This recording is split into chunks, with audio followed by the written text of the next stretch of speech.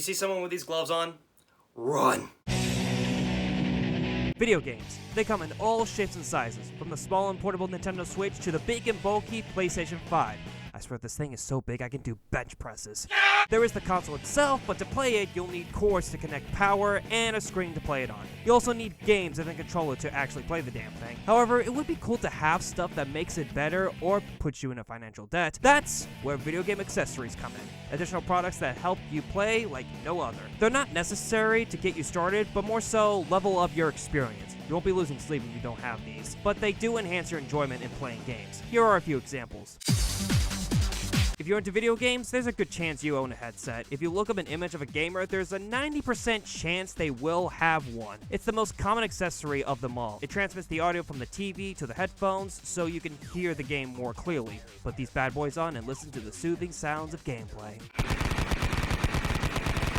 You don't need to get these specific kinds, as earbuds would do the trick, but there's something about the bulkier ones that I really appreciate, mostly because they cover the whole ears and it's more comfortable for me. The first one I owned was for my Xbox 360, and they were very complicated as I had to plug the AV cables, then plug those into the TV, and then connect to the controller to have the game audio and talk in parties. What a waste. This is the one I use the most. I picked these up during a Black Friday sale in 2016. The mic is attachable, so you can use them as regular headphones if you want. You can see it has a few wear and tears, but they are still going strong. There are a wide variety of gaming headsets to pick up.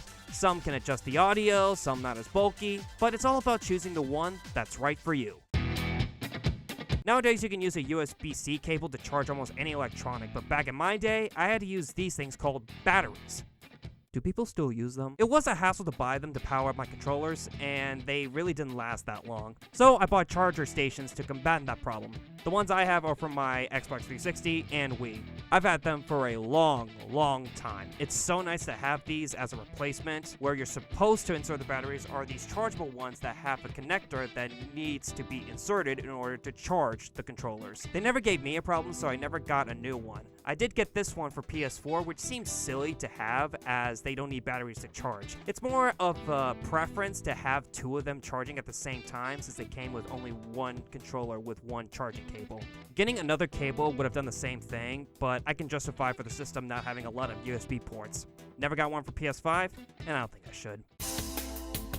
Since modern games are getting enormous, having a separate storage device is highly recommended. Consoles having 1 terabyte max should be a crime. You can always delete games to free up space. What if I want to play those games in the future? With these, you can double, even quadruple your storage capacity. Most consoles and PCs take these, so you're good to get one for whichever. As for the Switch, it only takes micro SD cards with a max capacity at 512 gigabytes. It's not too bad since Switch games aren't that big compared to holy shit. Part of me wishes we had memory cards again just so I don't feel awful buying another storage device just for games. Fair warning, depending on what size, it can be very pricey. Alongside the release of Smash 4, Nintendo wanted to brand their own toys to life following the likes of Skylanders and Dizzy's Infinity. You can put them onto an NFC reader and the Amiibo comes to life in the game. They can be trained and buffed to be the most menacing fighter in the world. I don't know what I can say that hasn't been said. The detail in the figurines are insane, making it look like the in-game trophies that you summon like it showed all the way back in Melee. As a kid, I remember thinking it would have been cool if they actually sold them as actual figures and having to summon them in the game. Nintendo cooked with these. Nowadays, it can be very hard to get specific ones missing with price gouging and horde collecting. First Amiibo I got was this Mario, and I'm glad I got him when I did because he was nowhere to be found after the first week of the launch. If you see me with the entire Smash Amiibo collection, I have made it in life, or my friend didn't want them anymore.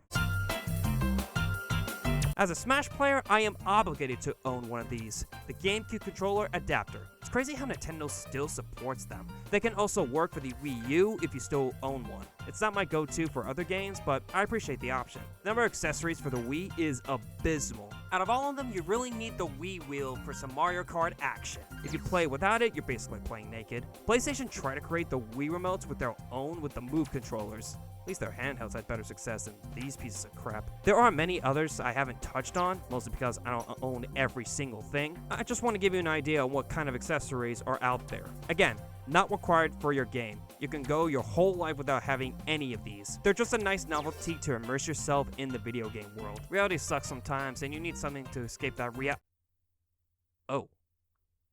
Didn't know I still have these on.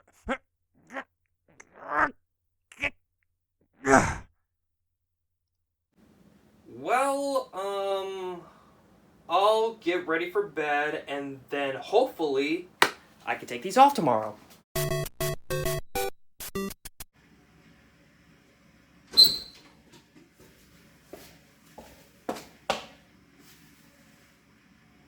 I could not get them off.